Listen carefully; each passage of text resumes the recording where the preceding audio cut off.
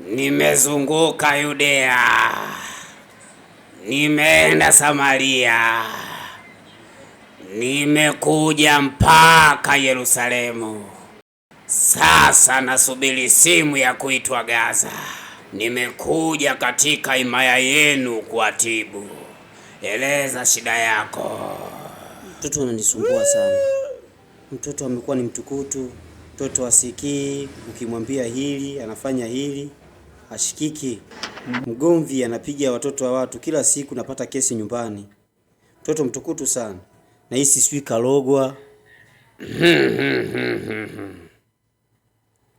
Mtoto hajalogwa.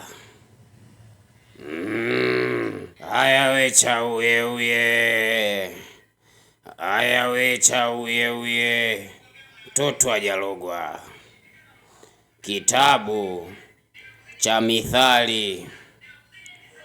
Mithali sura ile 22 mstari ule wa 6.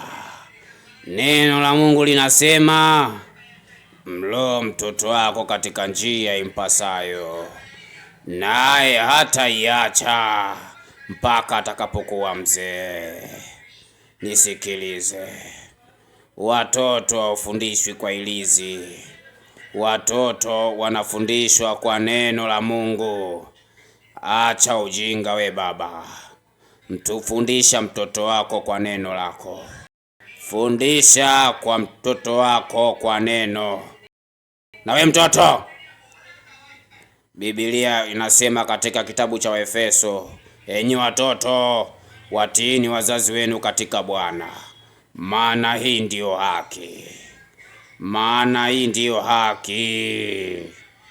Hii ndiyo haki. Nendeni makwenu. Ondokeni kwangu. Mfundishe mtoto wako neno.